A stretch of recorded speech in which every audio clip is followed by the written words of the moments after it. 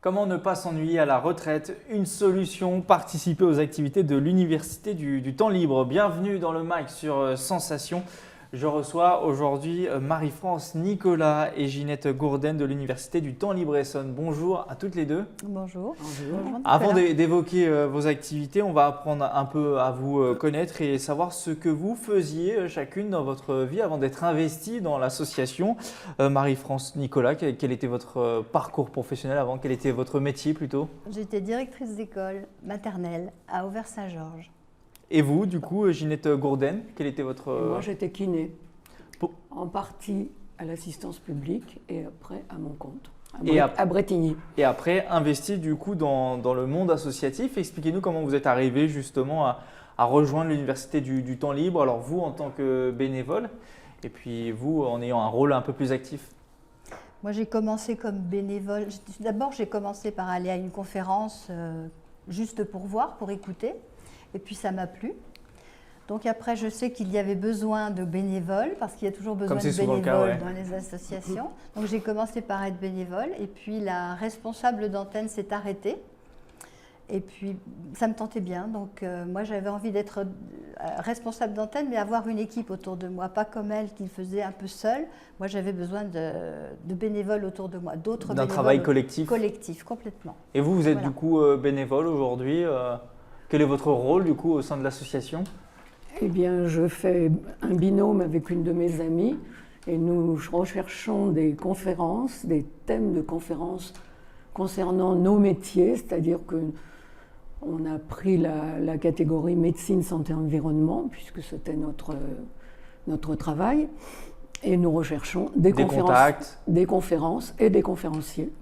Est-ce que vous pouvez présenter rapidement peut-être ce qu'est l'Université du temps libre?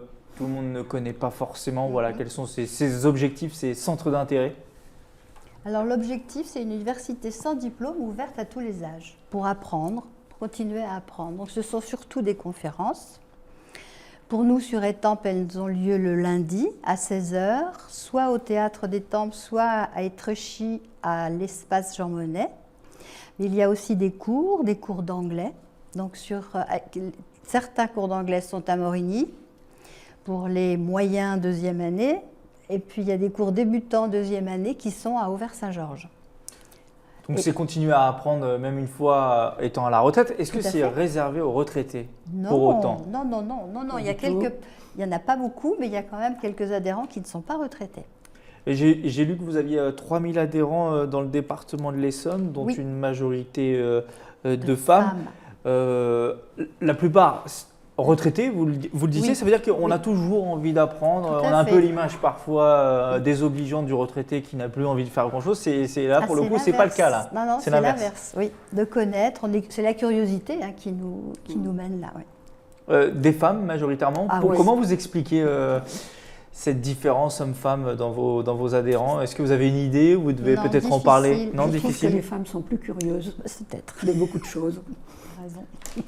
Du côté des activités, vous parliez des cours d'anglais. Il y a des cours d'anglais. C'est surtout de l'anglais oral. L'anglais oral, pourquoi on décide à la retraite d'apprendre l'anglais, de se mettre à l'anglais selon vous? Quelles sont les motivations de ceux qui… Je pense que Qui- c'est pour soi, ne serait-ce que pour soi, pour aussi quand on part à l'étranger. Voilà, pour le voyage, je pour pense les que c'est voyages, utile pour aussi les de parler l'anglais. petits-enfants, pour Parfois, on se motive aussi, une fois qu'on a plus de temps, à faire des choses qu'on ne pouvait pas faire Voilà, qu'on n'a quand on pas eu était le dans la temps vie de active. faire. tout à fait. Pendant la période de travail. C'est difficile tout de même d'apprendre l'anglais, par exemple, une fois qu'on a atteint un c'est certain pas- âge. c'est- Je dis c'est pas pas ça de facile. façon méchante, mais c'est vrai qu'on sait que c'est les plus jeunes enfants qui apprennent le mieux les langues Bien étrangères sûr. et qu'en vieillissant, c'est plus C'est plus compliqué. difficile. Mais enfin, moi, je me suis rendu compte qu'on a des restes quand même. Mais c'est plus difficile d'apprendre. La grammaire, c'est toujours un peu rébarbatif quand même. Après. Vous pratiquez vous-même l'anglais? Si on Oui. fait un test Moi, je fais- Non, on va pas faire de test, mais vous parlez vous-même l'anglais Ouais, ou je parle anglais, oui. Moi, je prends Suffisamment des pour cours. se débrouiller. pour se débrouiller et donner des cours peut-être? Ah non, non, non, on a c'est un pas vrai vous, non. Ça va professeur. pas jusque-là. On a Géraldine qui nous fait qui est notre professeur à D'accord. Morigny et à Auvers-Saint-Georges. Qui est elle-même une ancienne prof d'anglais peut-être? C'est une prof d'anglais qui était en disponibilité et elle était prof au collège d'Étrechy. Vos autres activités, il n'y a pas que les cours d'anglais, bien sûr, ce sont les conférences, Les vous le conférences. disiez, chaque lundi à 16 h au Oui. Théâtre municipal à Étampes pour l'espace Jean Monnet à Étrechy. Voilà. Comme ça, on a refixé le cadre pour ceux qui sont intéressés. En parcourant le site internet, on voit qu'il y a des sujets très variés qui sont abordés, le traitement numérique des images, le Brexit, l'exercice physique ou bien encore l'hypnose. Oui. Comment vous choisissez vos thèmes? Est-ce qu'il y a par exemple un choix qui est fait en bureau d'administration? Comment ça se passe le choix des thèmes? Il y a quatre commissions. Il y a la commission arts et lettres, la commission médecine, santé, environnement, la commission sciences humaines et la commission sciences. Donc il y a à peu près 2 bénévoles dans chaque commission qui recherchent. Vous faites partie du coup de l'une des commissions, si j'ai bien compris. Oui. Et c'est vous deux en binôme qui choisissez à chaque fois les thématiques qui seront abordées selon l'actualité, selon ce qu'on vous dit aussi, les bénévoles. Et on a aussi un fil rouge. On a un fil rouge aussi chaque année. Cette année, qui est le fil rouge? C'était sur les océans. D'accord. Ça sera sur les océans. Comment se déroulent du coup les conférences de façon assez classique? Il y a un conférencier qui vient, les gens arrivent. En général, il s'appuie sur un PowerPoint. Donc on a une illustration sur l'écran. Et ce sont des conférenciers qui sont au niveau universitaire. Donc c'est quelque chose de très sérieux. Ah oui. Oui. On n'est pas avec quelqu'un qui a un point de vue sur une question et qui voudrait l'exposer aux étampois ou aux habitants du Sud-Est. Oui.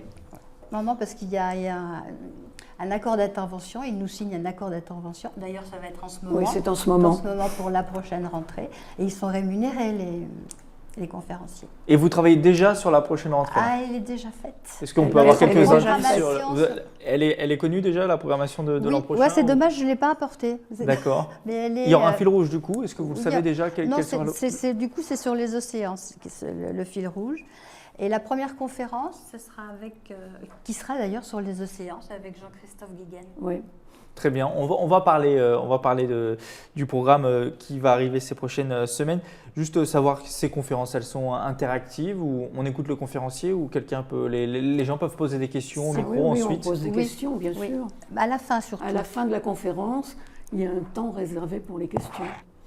3000 adhérents aujourd'hui, est-ce que vous pouvez continuer à grossir? Est-ce que c'est un chiffre qui est exponentiel avec les années, qui ne cesse de grossir ou c'est un chiffre qui a tendance à se stabiliser? Non, ça cesse de grossir et c'est vrai chaque antenne a souvent des problèmes avec les salles. Parce que difficile de trouver des salles qui peuvent accueillir suffisamment de monde. Oui. Étrechy, on n'a aucun souci. Étampes, je me dis que si on grossit, parce qu'il y a 170 adhérents sur Étampes, s'ils venaient tous dans le théâtre, ça serait… compliqué. Trop juste. On va parler du programme pour continuer à donner envie tout de même. Le 16 mars, vous avez une conférence « Comment la lumière est devenue une onde ». Est-ce que vous pouvez nous en parler, savoir de quoi justement il va être question durant cette conférence? C'est difficile. C'est toujours expliqué parce que dans notre brochure, il y a le synopsis. Et là, la conférence est faite par Monsieur Ravi, qui est directeur du laboratoire de physique des solides au CNRS. C'est toujours… mais vous dire le contenu de la conférence, c'est un peu trop compliqué. Il faut se fier au nom à chaque fois, j'imagine. Oui. Par exemple, Victor Hugo, sa vie, son œuvre. Là, c'est assez simple d'imaginer qu'on va revenir sur le parcours de Victor Hugo. Il y a des temps forts quand même qui sont prévus jusqu'à la fin de saison. Est-ce que vous pouvez nous donner 2-3 temps forts? J'ai cru comprendre que vous alliez fêter vos 20 ans notamment. Oui, donc le 11 mai. Lors de la dernière conférence, on fêtera les 20 ans, donc ce sera à Étrechy, et on terminera la conférence par un verre de l'amitié. D'habitude, on le termine toujours par un verre de l'amitié, mais là, il sera un petit peu plus conséquent. Et puis, pour parler tous ensemble, pour pouvoir parler aussi avec les adhérents, et leur expliquer aussi, leur donner le programme de notre prochaine année. Parce que j'imagine que le but de l'Université du Temps Libre, c'est de continuer à se cultiver, à s'intéresser à ce qui fait l'actualité et la vie de tous les jours, mais c'est aussi de créer du lien social entre vous. Oui. Est-ce que vous pouvez nous parler de ça? Il y a peut-être des gens qui sont isolés, qui peuvent comme ça rencontrer du monde? Oui, ça arrive fréquemment que des personnes viennent, mais c'est surtout aussi pour les cours, pour la préparation aux visites d'exposition, où là, il y a vraiment un gros lien social. Moi, j'ai commencé à faire… Les personnes arrivent et on offre un café ou un thé à l'entrée avec un petit gâteau. Et c'est le moment où on se rend compte que maintenant, les personnes viennent de plus en plus tôt pour venir discuter avec nous ou discuter entre elles. Et on ne le disait, pas que des personnes forcément en retraite, il y a des jeunes. Oui.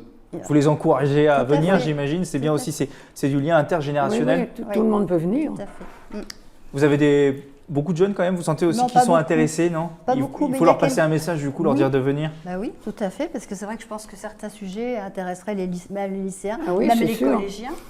Parce qu'une année, il y avait un professeur qui travaillait avec un de nos conférenciers, Monsieur Écourt, et des élèves étaient venus assister à une conférence. Ok, le message est passé. Et si on veut avoir plus d'informations et si on s'intéresse à vos conférences, rendez-vous sur le site utl-essonne.org. Merci à toutes les deux d'être venues, Marie-France Nicolas et puis Ginette Gourden. Merci. Vous pouvez retrouver cette émission en podcast audio et vidéo sur notre site et notre application Radio Sensation.